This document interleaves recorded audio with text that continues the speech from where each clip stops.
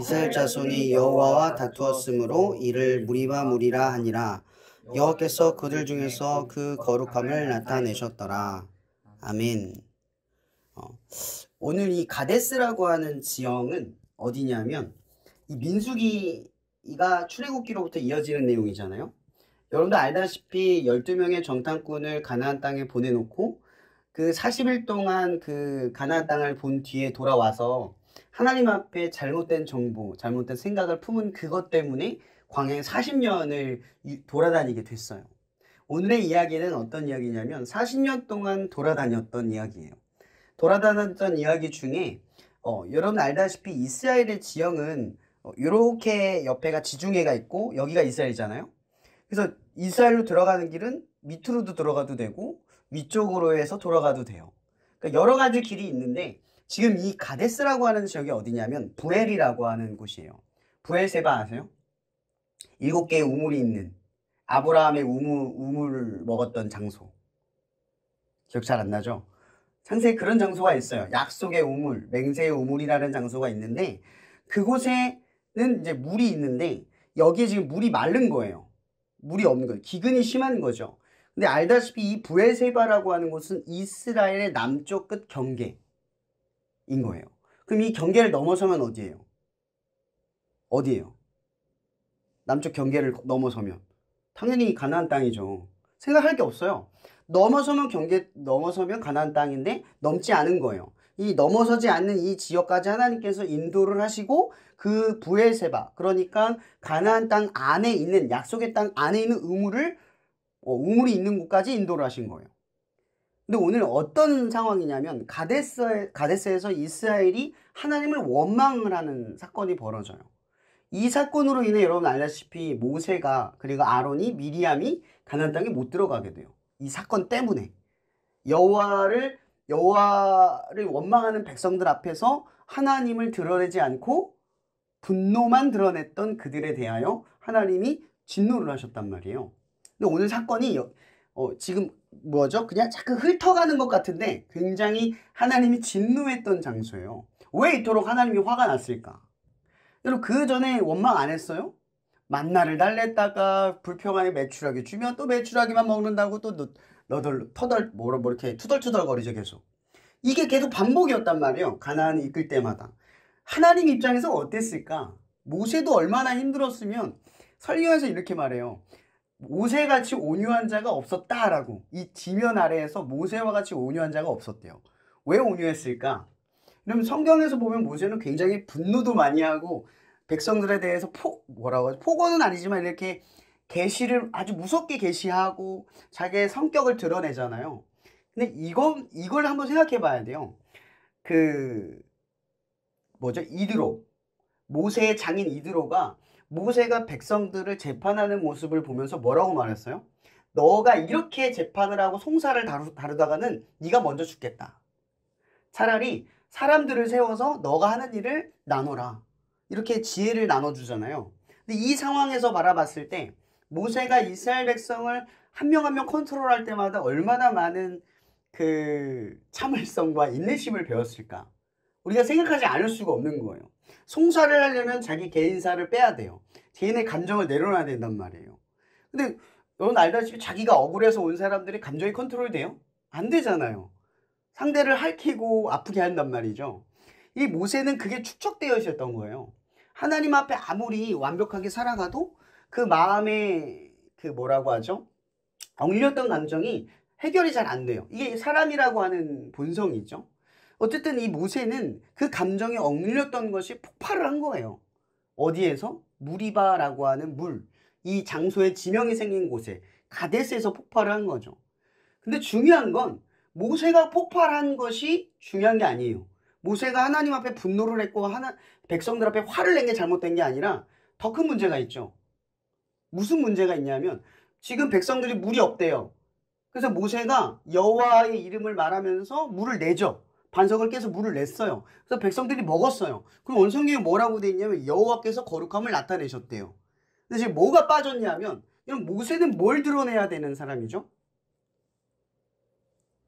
성격을 드러내는 사람이 아니라 하나님의 영광을 드러내야 될 사람이에요. 근데 어떻게 했냐면 백성들 앞에서 하나님을 드러낸 게 아니라 자기의 성격을 드러내므로 하나님이 직접 뭐 했어요? 역사하신 거예요.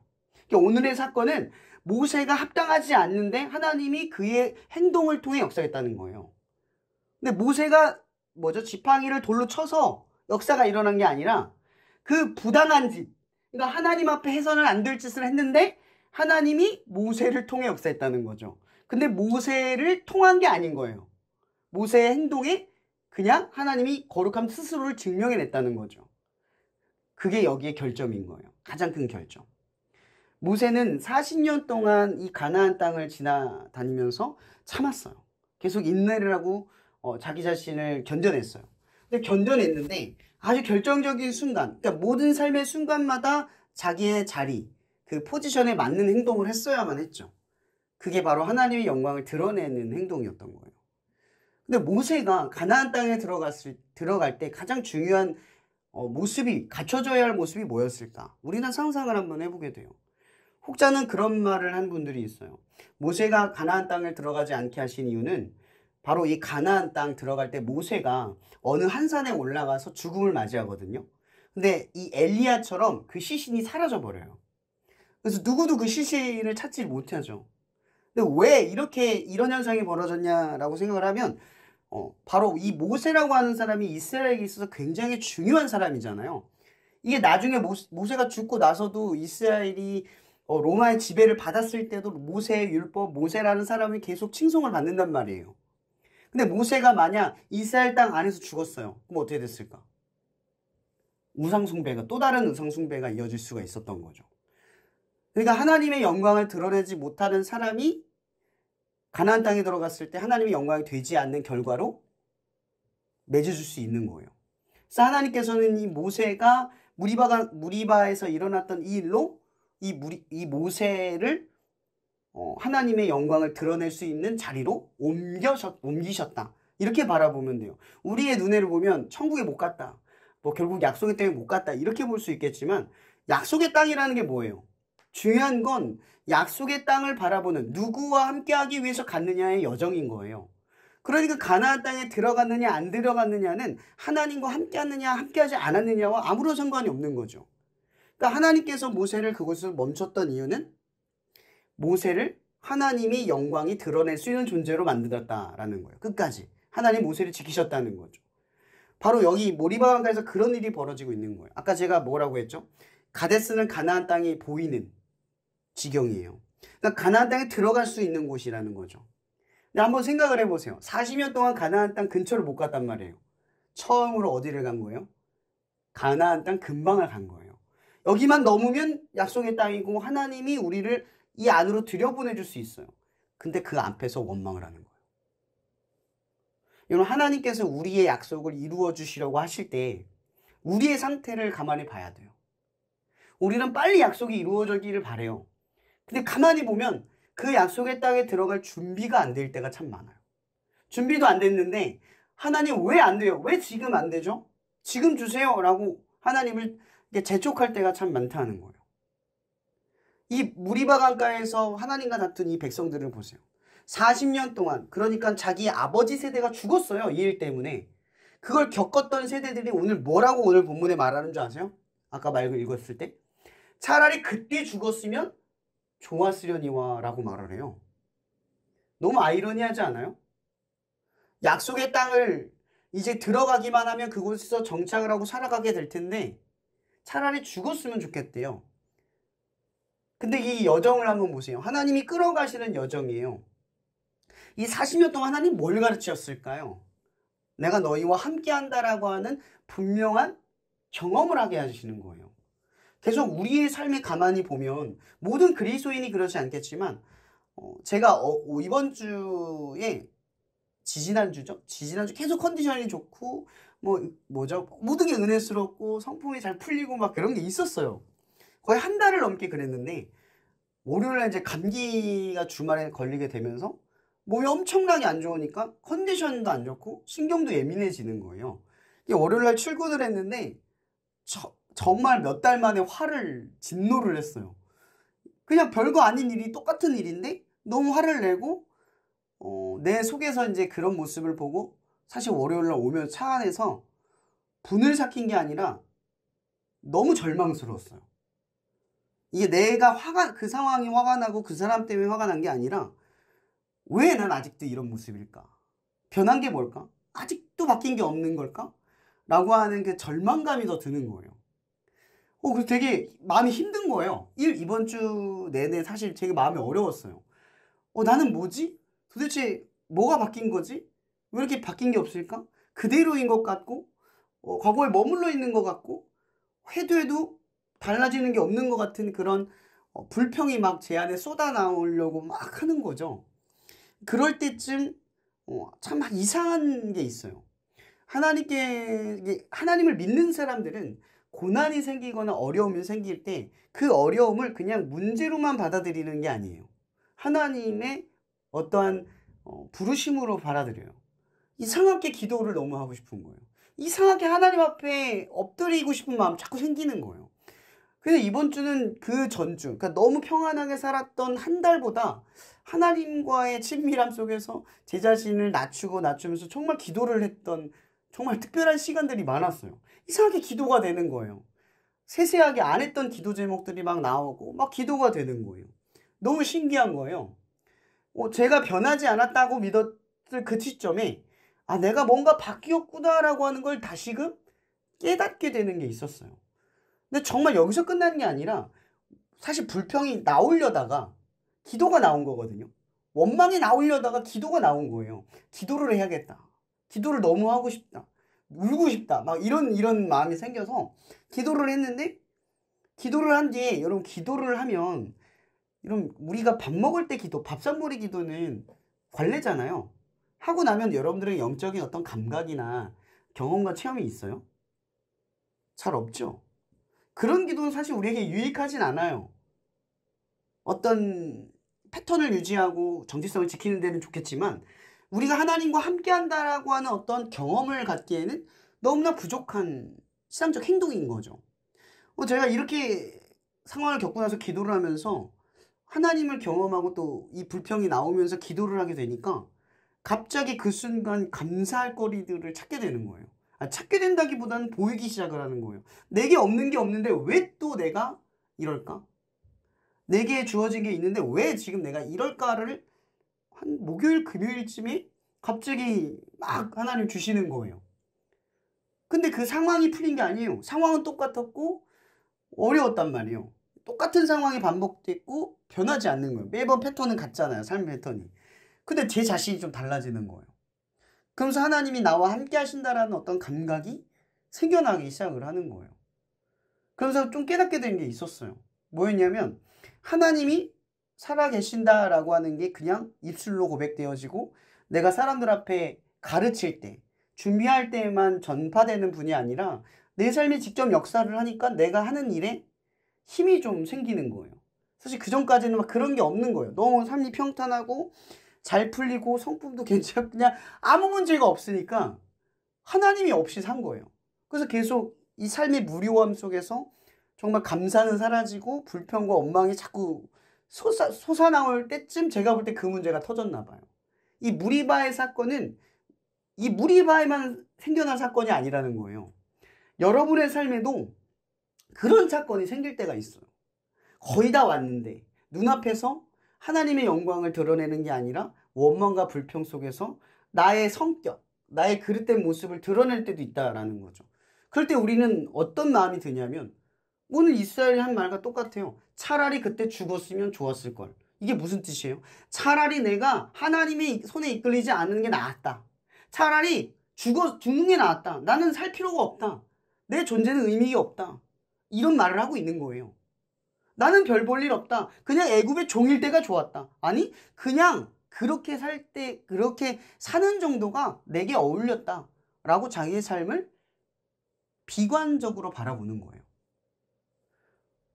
근데 이 무리바라는 사건을 통해서 제가 한 가지 오늘 말씀을 전하려면서 말하고 싶었던 것은 바로 그런 지점인 거예요. 우리의 삶에 무리바는 생겨요.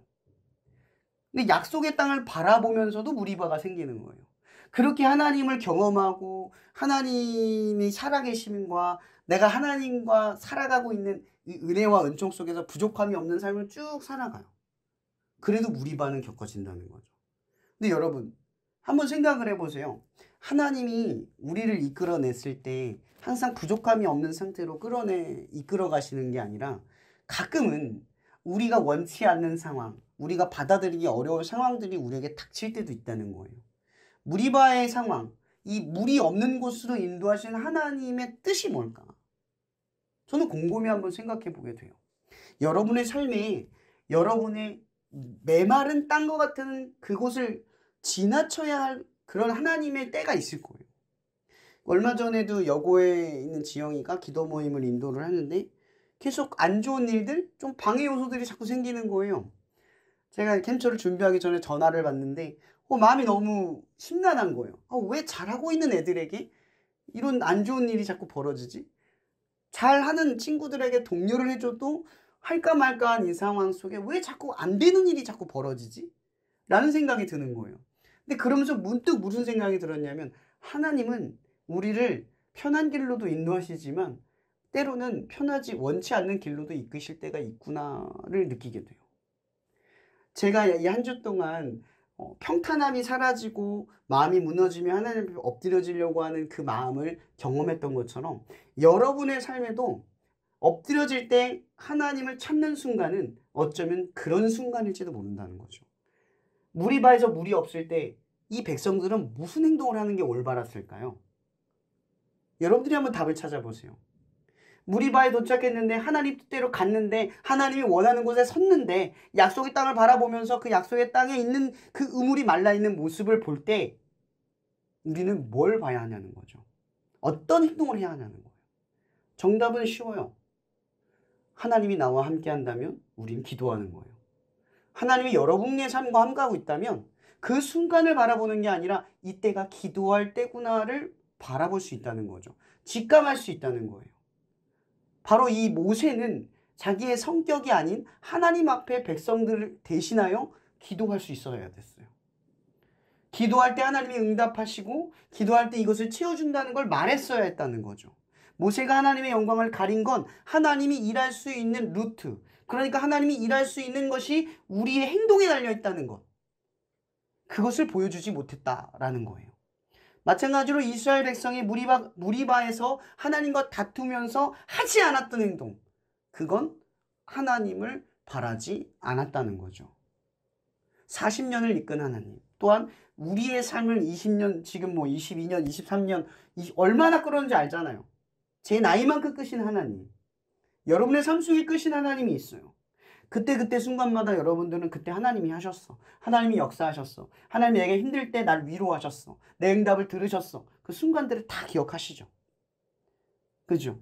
근데 그때는 마땅했던 것이 지금 이루어지지 않는다면 우리는 지금 무리바에 있는 우리의 모습을 발견해야 돼요. 왜 엎드려지지 않을까?